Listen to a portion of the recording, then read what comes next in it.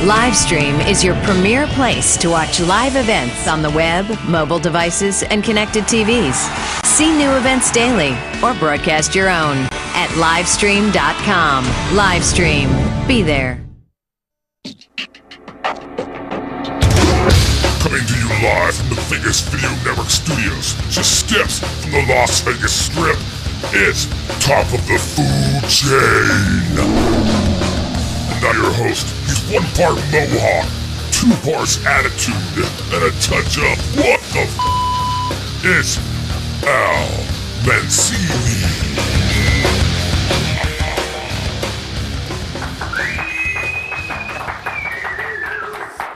Scott, you almost forgot to cue the applause this week. Hello, welcome to Top of the Food Chain. I'm your host, Al Mancini, here to announce my candidacy for the Keg Party nomination for this year's presidential race. Any other year, that would just be a lame beer joke because I'm talking beer today, but after looking at the field this year, I think I could actually win. Not saying I don't like any of those people, I'm just saying I'm not wackier than any of them. Anyway, you are at Top of the Food Chain, and we're here at the Vegas Video Network, your home for all Las Vegas-based programming. We've got everything you need. We got golf, we got real estate, we got bars, we got food, we've got Scott and Melissa talking about whatever Scott and Melissa want to talk about that night. It is a great network. You should check out all the programming at vegasvideonetwork.com. Find it all on YouTube, on iTunes, on Roku. We're streaming live now with whoever just put that ad up. I forget the name of who they are. We are live stream. Thank you, Scott. And you can hear all the programming every Friday night at 1400 a.m. That's KSHP. So, and by the way, if you're listening to KSHP and you want to get a question in, you can dial us up on the listener line, 866-966-4599. Hopefully, if you are here watching live, you can get in on the viewer chat, and we got everything you need to know about beer coming up, so get in the chat room for that. And if you got a question for a future episode, that is food at vegasvideonetwork.com. You can find all of my work at almancini.net, including all the archived episodes of this, all over there at almancini.net. And you can follow me at almancinivegas on the Twitter there. So, and I've been doing a lot of tweeting these days. So anyway, we got lots to do. Let's kick this off. Scott, how are you? Another beautiful day in paradise, as you can tell by the shirt. Haven't seen you since the party, man. How'd that work out? I got home at 3 a.m. Wow, and you started about 4, because I saw you at 4:30. So we're doing, what is that, about 11 hours? And you can still do math after that. That's good, the amazing part, man. Yeah, you're rocking pretty hard for an old guy. Well, thank you. That's very nice of you, Al. Jeez Louise. It's, well, you know, you live in the same city as guys like Vince Neil and people like that, so, you know, we know how to rock into old age in this town. Yeah, thank you again for the old age comment. I don't know. Are you older than me? I'm not even sure. I don't want to talk to you anymore, Al. I find you mean-spirited and unpleasant to talk to. Oh, well, you're the one that was doing the math over there. You're the one that called me old. I didn't call you old. You were doing the hours, how many hours out. So what does that have to do with how old I am? No, just doing the math. I want to know who's older. You're your killing age me. subtracted by my age, where it comes out. See, already the chat is going, Scott is the greatest ever. Quit picking on him, Al. How is calling you old picking on you, Scott? I just said you rock really hard. I don't want to be old. And now they're saying Scott is way older. What a great chat. Your choice Jackie. is... Jackie, thank you, Jackie. Your only choice is, Scott, get old or die. Those are your options. That's true. So go with the getting old, man. So you been up to anything interesting this week? This week, what have I been doing? Well, we just signed our largest deal, actually my largest deal ever since being an entrepreneur, and we've begun rehearsing that show. Really? Yes. And you're not going to give details? Another one of those secretive things? No, it's very secretive. It'll launch in October if all goes as planned. Okay. Do I get to be a guest? No. Okay. But if I say you're not old, then do I get to be a guest? You're nice to me, maybe. But oh, man. No, actually, it's going to be a pretty tightly shot, fast-paced, very subject-specific show. And I am loosely shot, slow-paced, and non-subject specific? Right. Is that what you're getting at? It's mostly the mohawk that scares us. Yeah, okay. And the fact that I'm old, and I'll probably forget to invite you. It's Alzheimer's. It's a very fast-paced mohawk. Well, man, I've had a nice week out there. I'm dining around. My family was in town. You got to meet my family last week at the show. I did. Which is cool. We did a lot of great meals. I just need to say thanks to everybody over at American Fish, at Milos, at Carla Pellegrino's place, Baccio. Man, we just did the rounds, did a ton of great food. And You can see a bunch of pictures of that over at almancini.net if you're interested. But I don't really have much to talk about. We're in the middle of beer season, Scott. Have you noticed? Every day is beer season for me. I thought it was always Devil's Margarita season for you. Well, that's on the weekends. Okay. But well, I'll drink whatever somebody puts in front of me, basically. every time you turn around, there's another beer fest going on. We're rolling into Oktoberfest. We got a UNLV beer fest coming up this Saturday, and I'm a little afraid that some people out there may be a little intimidated by beer. So it's a basic show. We're going to talk about great beers. We've got all of them sitting here in front of us. I'm going to be back to do that in just a second. Get on the chat line with your beer questions. Let me know when I'm live. Hi, everybody. This is Bridget Magnus of Getting Real Estate in Vegas, and you are watching the Vegas Video Network.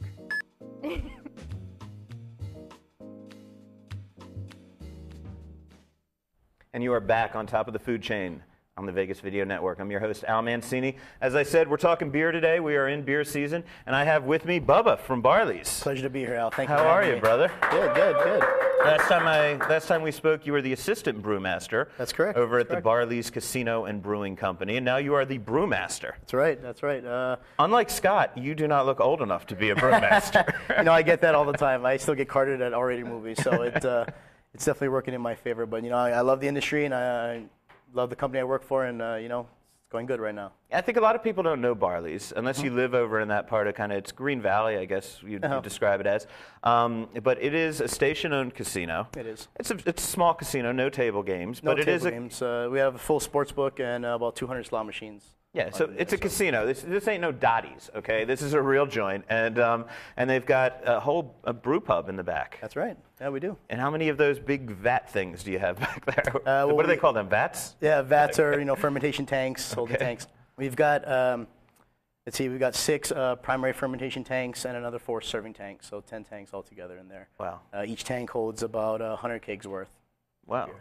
And we haven't even gotten started, and they're already asking questions on the chat line. Scott, is it about your age? Yes, they said, Scott looks much younger than 12, 13. They want to know the address of Barley's.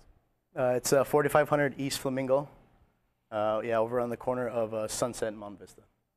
It's right in the Smith's parking lot. So the address is Flamingo, but it's on Sunset? 4500 East Sunset. East Sunset. 4500 East Sunset, okay. I was looking at my map quest on the way over here, and I got Flamingo stuck in my head. So. Okay. Cool. So, yeah, a very cool place over there, and you guys brew everything right there. And definitely. You can drink it right at the bar, and it's a cool vibe. I know you got a lot of really steady customers that come in for the booze. Mm-hmm. Yeah, we do, yeah. A lot of regulars, definitely a local spot, so...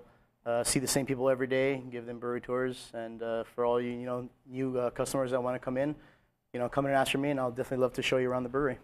And you brew up about how many beers at a time?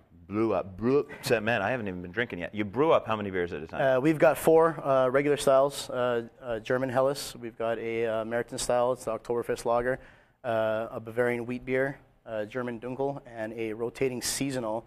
Right now it's a higher alcohol honey blonde ale, and I kind of pick my seasonals on the season and whatever I'm feeling like at the time. How frequently do they rotate out?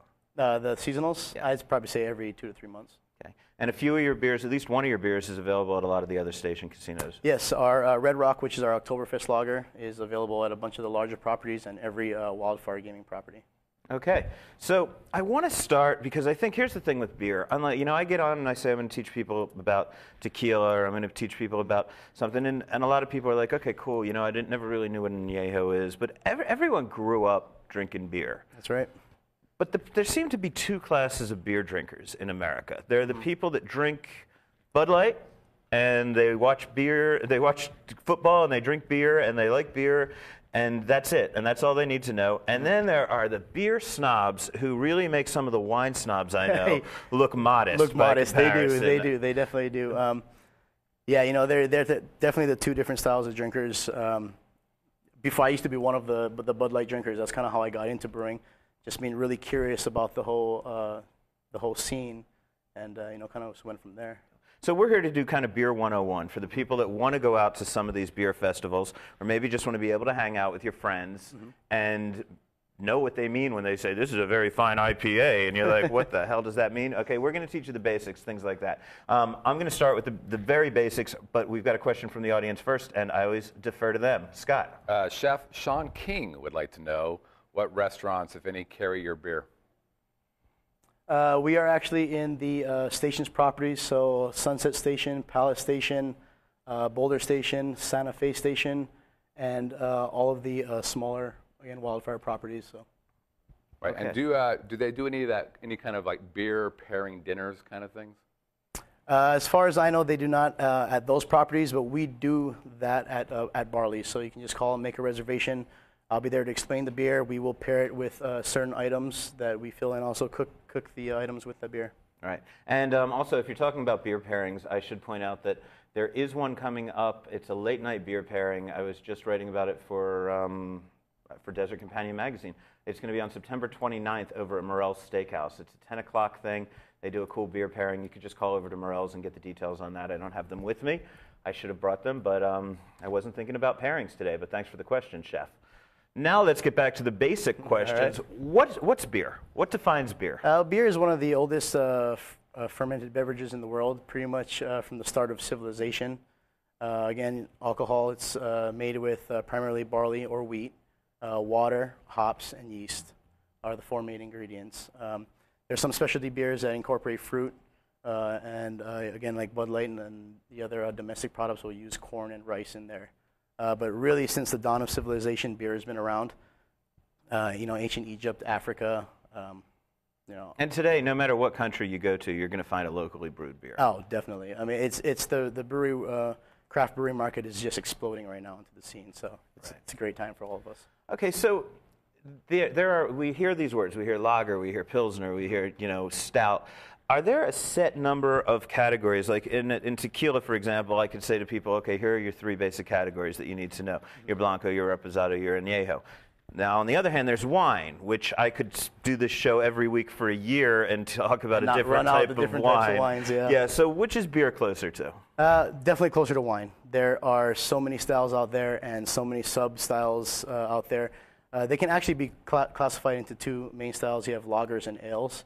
And that depends on the type of yeast used. Lagers are bottom fermenting.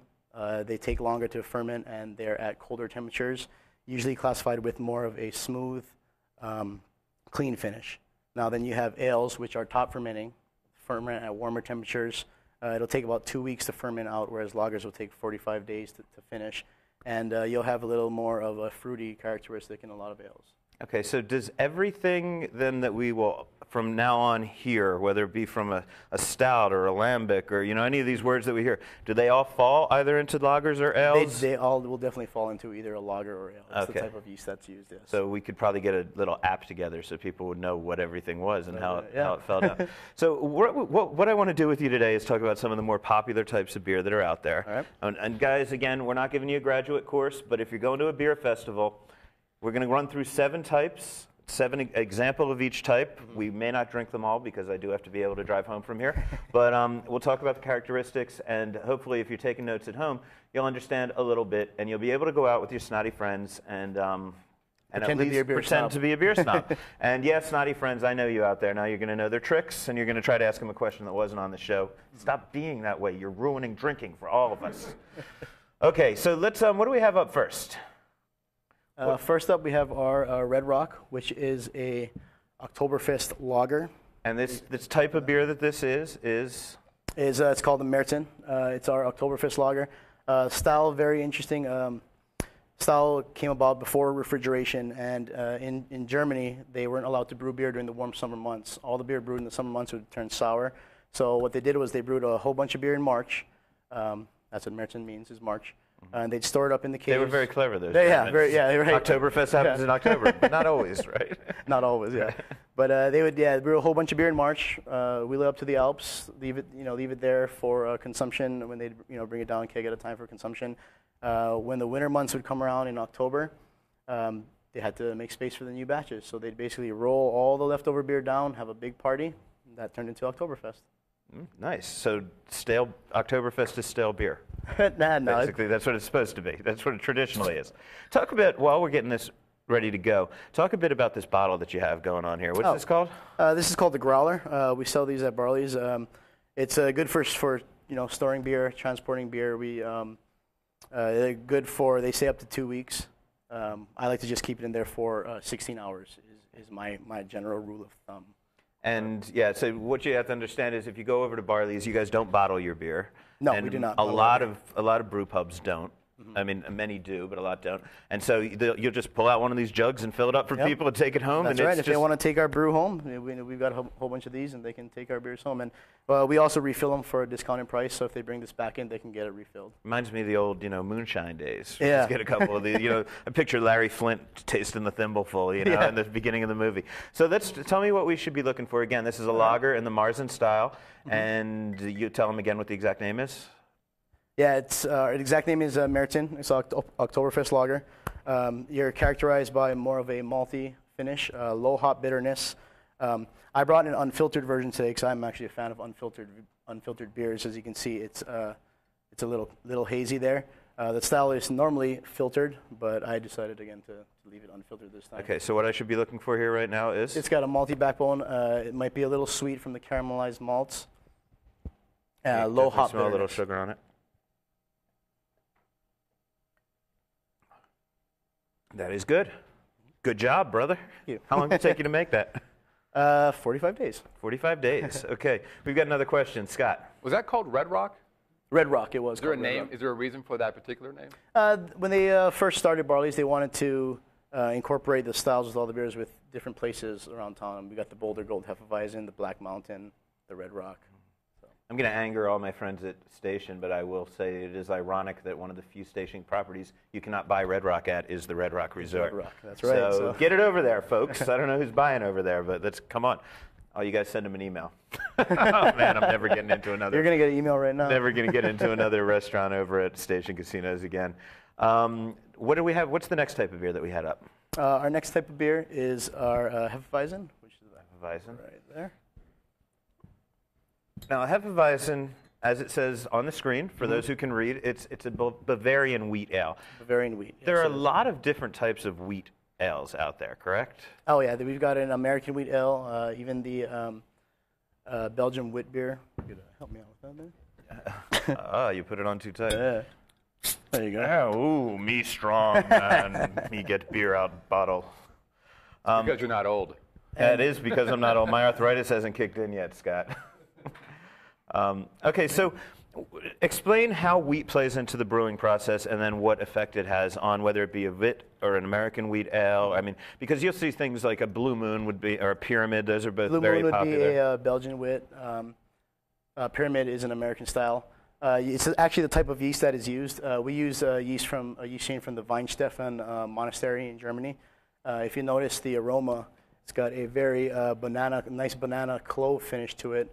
A lot of people even think it's cloudy. It's kind of yellowy, yellow-orangey, almost like. Hefeweizen actually means cloudy wheat beer. Right. So they're those Germans again with their clever names. They're there. Notice the banana clove finish, very effervescent. Yeah. Very nice. It comes on a little stronger, I think, than say American wheat beers. Oh, definitely. And the thing with American, like Pyramid, a lot of people like to put a lemon in it. Or an orange slice. Or an orange. Blue Moon is usually with the orange. Right. With this style, actually, we don't recommend to put either one of those in there. There's enough flavor, enough aroma in there to satisfy you. So. And where do you get those fruity flavors while you're brewing it? It's actually from the yeast. All that's in there is the malt, the wheat, the water, and the yeast, and the hops. So there's no fruit added. It's actually a byproduct of the yeast that's used. Okay, I want to, and again, we're not going to pour each and every one of these, but let's run through. What do we have up next that we're going to talk about? Next, I believe I had the chocolate stout there. Okay, and this is now. It was actually that front one there. Excuse me, yeah, what am I doing? Well, this looks really dark from behind. I got the light in my eyes. Is this what, where are we going? I can't see. There we go. I'm I brought blinded by light. a Young's chocolate stout. This is classified in the ale category. More of a sweeter stout as opposed to Guinness, which is a drier stout. Okay. It's got a definite chocolate finish to it from the malts. Chocolate, almost a little roasty on the finish, but very nice. A little silky on the mouthfeel when you drink it. Okay, so explain what defines a stout, other than that, as the Irish say, you can eat it for breakfast. Yeah. Well, the style came, it was actually in London, and it was actually the porter style first, and it was very popular among the working class at the time, mainly porters. That's how they got its name. Stout at the time was translated into strong. Okay, I'm going to pop this bad boy open, and we'll just take a look, because I guess most people have seen this, but when you pour a stout, and it's going to be the same out of a bottle, I'm assuming, as when you do it, you don't want to just pour this thing, because these babies do that if you pour a stout wrong. Okay, so what I want to ask you is to demonstrate how to pour a stout correctly. Well, actually, the correct way really is to do it that way with the stout, and especially a nitrogenated stout. You see how right when you poured it, it stopped there and it didn't kind of foam over? Right. You're supposed to pour it that way to release all the aroma, and then let it sit for a second, and off you go. Most people do like to pour it to get rid of the head, but the proper way to pour it is to just pour it in, let all that head settle, and okay. Yeah, I worked a beer festival. This is interesting. I was young and broke, as opposed to now when I'm old and broke. Now I'm ruling the world. But back when I was young and poor, it was the Guinness Flaw. It was a 2-day concert that Guinness hosted in New York City on Randall's Island, and they had brought in as much beer as they thought they could possibly sell in 2 days, and they ran through it in less than 1 day. And I was bartending at this thing. And it's been a fun time for you. We had like 26 taps going in each beer tent, and they were just running nonstop. You just put it under, and it was Guinness and Bass was all we were selling. And the Guinness guys came around at the beginning of the day, and they said, well, every time you pour a Guinness, you must sit there and let it rest and do this. Yep. And in the meantime, by the end of the day, we're literally going through these. I mean, everybody had to take a half-hour shift in the refrigerated cooler, and each tap of the 26 had 2 half kegs attached to it. And literally every 30 seconds, one of those kegs would die. So I was in there for 30 minutes freezing, because I was sweating from being in 100-degree weather and popping these things. So you can imagine in that type of thing, and we're being told by the Guinness representatives, no beer goes out unless it's been rested properly. Yeah, and that's what that's for. That's what they're talking about. So they did not get their wish. But we did set a Guinness world record for most beer sold in 1 day. Really? I don't know, given that Guinness publishes the book, I don't know, maybe they were cheating. But a little bias, right? Anyway, a little glimpse into my poverty-stricken past. Back before the glamorous days of Las Vegas. We've got another person on the chat line. Scott, what's going on? Yeah, Chef Sean wants to know if you guys are going to talk about malted beer, and then also Jackie wants to know if you're going to be talking about IPAs. Yes, we will be talking about IPAs. Not sure if we have time to do the malted beer, but I do have a nice IPA sitting right here. Okay, yeah, let's talk about an IPA, and that would be this one. I'm looking from behind. I can't read backwards. There we go. Went ahead and brought Pyramid's IPA. Now, the IPA style... Oh, we're not going to pour that. There you go. Actually, no, we don't have to pour that one unless there's something really fun that'll happen. No. Unless it explodes or a genie comes out or anything. But let's show people. This is a Pyramid IPA. There we go. And what is an IPA? Again, I'm not an expert on beer. I try to know a bit about everything and not a lot about anything, I guess. But IPA is pretty high in alcohol content, right? Yeah, traditionally, yes. It actually stands for India Pale Ale. How the style became popular, I guess, or got invented was brewed in England, and they needed a beer that would survive the trip over to India to give to their British troops. The beer kept getting sour, so the brewers decided to up the alcohol content and up the hop content, which acts as a natural preservative so that the beer would withstand the journey. So they are higher alcohol, higher hop, and here in the United States, it tends to even be more than that, more than the English styles, even more alcohol and even more hops. So much of our alcohol history involves the English trying to get their troops drunk in some way, or having to get their troops. I mean, the gin and tonic was to get the troops to drink quinine so they wouldn't get malaria. And basically, so they would give them the quinine, but the troops didn't want to take the quinine, so they said, well, put some gin in it. And, I didn't know that. Was pretty much, that may not be the exact story, but it's very close to that. So I'm sure some gin lover will tell me where I made a slight mistake, but something like that. So yeah, we've got to get alcohol to the troops, and here we go. And now we're drinking IPAs. Where do you find IPAs in most bars? Not too many in Vegas, but definitely around California, Oregon, Washington. Actually, the IPA scene, especially on the West Coast, is gaining a lot of popularity. How high will the alcohol content go in an IPA? It's usually from 7 to 10, and there's also double and triple IPAs, which can go even higher. And I mean, 10, you're talking about a weak wine at that level. I mean, Yeah. you're talking about more than you get in a white Zinfandel. That's right. And if you're having 2 or 3 of them, you know, it definitely adds up. So Yeah, so be careful out there, IPA drinkers. I'm sure you already are drunk and aren't listening to me anyway by this point. Scott, another question. Yeah, what makes you guys decide what styles of beers you guys are going to brew? Yeah, you've got like pretty much the whole world is your oyster there. You could do whatever you want, right? That's true. I actually go around and I talk to a lot of my guests and see what they're interested in.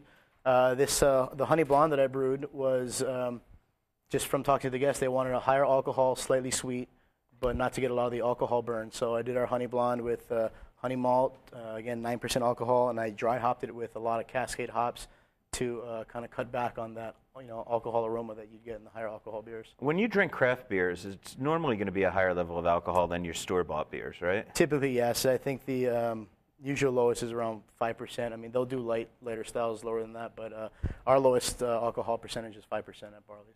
Right, and normally a supermarket beer, you get in like maybe 4 to 5%. Yeah, and I mean, Bud Light is even lower. Yeah. And now, I know there was a time, I don't know if people are aware of this, but there was a time when it was illegal to put the alcohol content on beers, under, I think, federal law, because they didn't want companies getting into an alcohol content war, basically, where they were brewing it heavier and heavier. Now it's, I mean, and that was during my beer drinking lifetime, but I, again, am old. But like Scott, you remember that, right? But now I'm going to start crying now. Now it's okay, right? Yeah, they actually might even use it as a marketing technique to be putting it on there. A lot of people do like the higher alcohol beers nowadays, you know. Exactly what Congress used to be worried about. Yep. Scott, another question, man. Yeah, GFP wants to know: have they had any requests for gluten-free beers? I have not at Barley's, but that is another popular style that's coming. That's taking notice out there, but I have not had that request at Barley's yet. And how's that done? What do you do to make a gluten-free beer? You know, honestly, I'll tell you, I do not know because I haven't had the request. I haven't done the research on that yet. But. Cool. We've got a couple more styles. I want to run through them real quickly. What else did you bring that we haven't chatted about? Well, I brought our German Dunkel Black Mountain. That's this one? Mm-hmm. Okay. So explain what a Dunkel is. And this is pretty heavy. I mean, this looks almost, this is what I thought was the stout when I saw it from behind. What I like about the Dunkel is it's not heavy on the mouthfeel at all. It's actually a lighter body dark. It's got a nice roasted finish, but not nearly as overpowering like as a stout with the mouthfeel. Very light. In fact, if you close your eyes, it's almost like drinking a pale, light beer on the mouth. Now, I'm really not familiar with a Dunkel. Is that something I'd find a lot of if I were to go into one of my, obviously we can get it at Barley's, but if I go into if I go into Freaking Frog, I'm going to find everything. You're going to find everything there, yes. But, and Yard House, I'd probably find it. Those are the places where you'll find just about anything. But am I going to come across Dunkels in my neighborhood bar or my neighborhood supermarket? Most likely not. They're usually just brewed in Bavaria. That's where most of the Dunkels are brewed. And you'll find a brewery or two that will do it. So we're one of them that does it. Okay. German Dunkel. And then the other types that you brought, let's go through one. We have two more? One more? One more. We've got that was the honey that we talked about. And I brought a limited edition Icebox from Red Hook.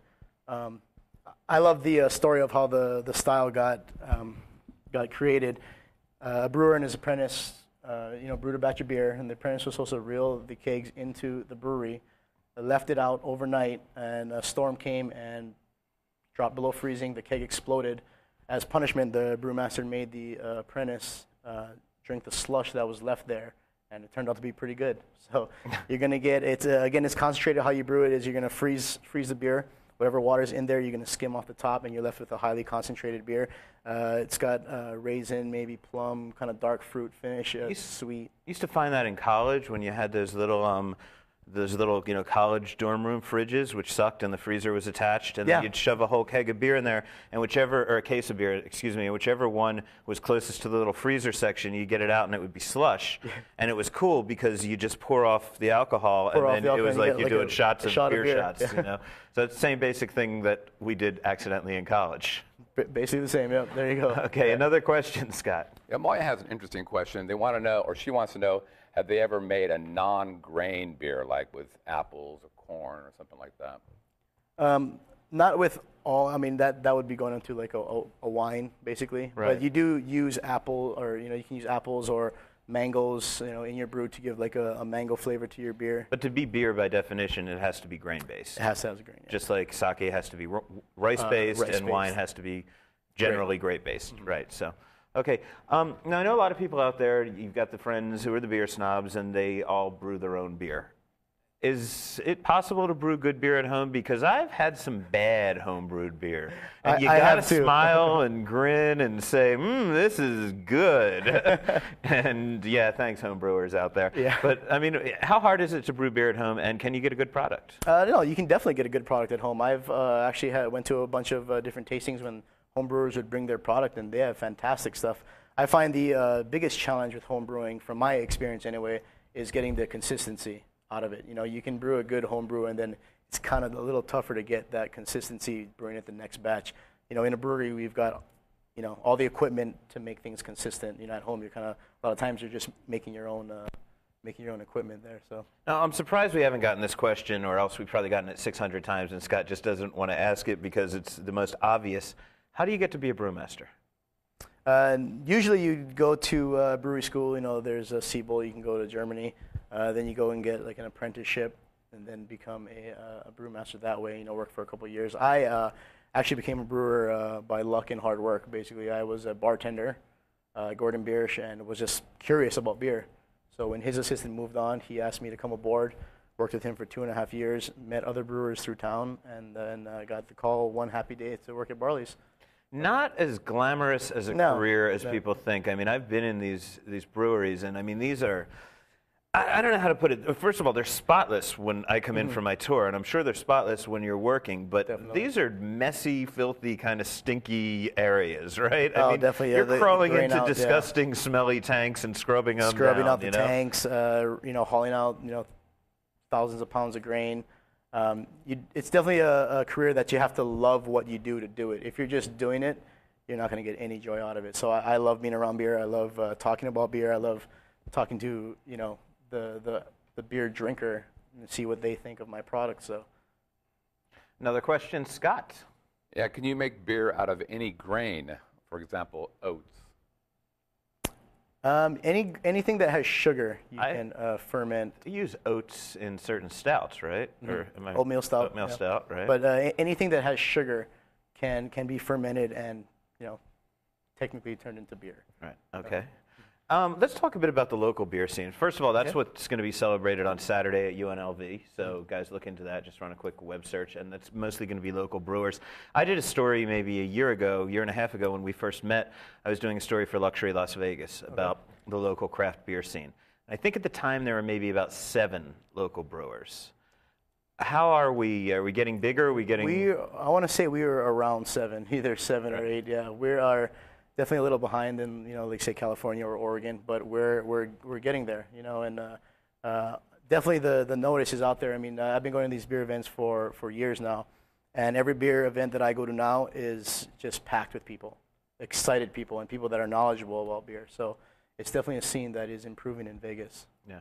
Who are some of your favorites? I mean, here in town. Local breweries. Yourself. I know the largest. Barley's. The largest is Ellis Island, which surprised me, but I guess they support the whole they've got Loose Caboose chain. Village I think. pubs. Yeah, Village. Like that. So they do really well. I can't go back there. I got kicked out for karaokeing once. You're not allowed to use bad words when you karaoke there, and you can't swing the microphone. Keep that in mind, people. That's a good one. That's a good. Yeah. It was embarrassing, but... What song were you singing? Oh, it wasn't anything good either. It was like a bad song. That's why I was cursing and swinging the microphone, because I had just moved to town. That was 10 years ago. I don't know how long the band lasts. Some of those bands last a while. I was banned from a casino once and didn't realize I was in the black book for like 4 years. Oh, yeah, definitely. It was crazy. I had to get a vice president to get me off the list. It was frightening. But so obviously Ellis Island's the most popular. Who are some of your favorites here in town? Some of the favorites, obviously Gordon Biersch, where I learned how to brew. They do great German lagers there. They're a German beer house. They're kind of the, I don't want to say the McDonald's of the brewery world, but that's a good thing. They're consistent. You go to any Gordon Biersch and you're going to get the same beer, which the brewers there are consistent. That's one of the big challenges. That's what I was going to say. A lot of people don't really consider Gordon Biersch a local brew house, though, because I know they are given a certain latitude to make a few brews that are a few. here. But they have to be German styles, so even their season will have to be German style. So that's definitely a challenge for them. Another chain. Does BJ's actually brew in there? BJ's not in Las Vegas. Oh, okay. They brew out of California and ship it over. I know I like Big Dogs does really good IPAs there. Tenaya Creek is another really good one. They just started bottling a lot of their products. You know, they do a great job over there. The two brewmasters there. And Tenaya Creek is a beer that you will find at a lot of restaurants and bars here in town. Yes, you don't have definitely. to go. It is fun to go to their place. And their joint is great. I like hanging out there. But you don't have to go there. You can actually, you know, buy it in. I think First Food and Bar serves it over in the Palazzo Casino. So that's kind of cool to have, you know, somebody getting that kind of penetration with their product. Yeah, and then the other one I like is Chicago. Chicago Brewing is probably those are probably the breweries that I like. Chicago does a lot of good Belgian stuff. I think maybe the most boutique that I know of is Boulder Dam. Boulder Dam. Mm-hmm. They seem like they only make, I don't know, 1 barrel of each beer or something. like you drink a 6-pack and they're out of whatever they brewed. I mean, they've got a small system there, so they're constantly brewing and trying to fill their tanks. But yeah, even their tanks are little things that you see behind the bar. But so that's the challenge for them. Okay, if you were going to give advice to people who are Bud Light drinkers or Coors Light, and I'm not bringing these things up as if they're negative. It's simply, you know, that's a lot of people's exposure. If people are used to only mass-produced beers that advertise during the Super Bowl, let's put it that way. Good way to put it. If you're a Super Bowl beer drinking guy or gal, what's the easiest transition beer? What's the one that's not going to make you go, oh man, I can't drink these? Because some of these are a little scary. Yeah, if you're definitely. I mean, even like the Hefeweizen, which I get a lot of people that do love it, but it's very, you know, different from what you're used to. Oddly enough, I would actually recommend the Red Rock, which is a Merchant style. Again, very well balanced, malty, so nothing too surprising. And if you want to move on to something a little darker, definitely like a Dunkel or a Schwartz beer. It's very light bodied, again balanced, more of a malty finish. So I would stick to those two. Definitely easier way into something. But a like Dunkel's going to be hard to find. Dunkel's going to be hard to find. Schwartz beers are a little easier. Stouts, you know, would be a safe way to go to. What are your thoughts about people that mix stouts with, say, cider, or, you know, either make a black and tan or make a snake bite or those kind of things? You know what? Is that however you want to drink is how you want to drink. But in the beer snob world, is that the same thing as doing a sake bomb would be in my sake world? I'm sure it is. Yeah. Yeah. I feel bad. I kind of like a good, you know, cider. So you don't like sake bombs, huh? No. I don't tend to mix. I don't mix pure things with other things, but for some reason I do like a black velvet, you know, a nice stout with a little bit of cider in there. I enjoy it. Yeah. Sorry, I'm a wuss. Scott, we have a question? Yeah, last question here from Chef Sean again. What are cold filtered and heat pasteurized beers? Heat pasteurized would basically be when you're bottling your product and then you're going to basically heat pasteurize it to kill all the bacteria in there. It prolongs the shelf life. Cold filtered is actually a term, I think, by Miller, or is it Coors, that they use to advertise all beer is cold filtered. Oh, so they're very proud of that. Yeah. It's like saying we've got grain in our beer. Yeah. Or triple hops. You know? Triple hops, yeah. Okay. Well, man, I've got to roll. We've got a really cool event going on, which I can't tell anybody about right now. But there's a great reality show that's about to shoot in one of my favorite restaurants. So I got to get my butt down there. We will have pictures of that next week, though. I'm going to be talking to you guys about that. In the meantime, beer festivals everywhere. Oktoberfest is coming up. What do you have specifically in the plans? You know, I know you've hosted some beer fests and things like that in the past. Recently I'm thinking of doing the event at Springs Preserve in October. And I'm probably going to do some type of seasonal for the winter coming up. I'm not sure if I'm going to get an Oktoberfest in because I already have an Oktoberfest lager. Probably do some type of winter warmer, so higher alcohol again. But. Right. Okay. In the meantime, get yourself over to Barley's. It's a cool joint. Great place to hang out if you're a beer drinker. Great place to hang out and watch the games. Have some real beer while you're watching the games on the weekends. But the place pretty much has a steady clientele every night of the week. Yes.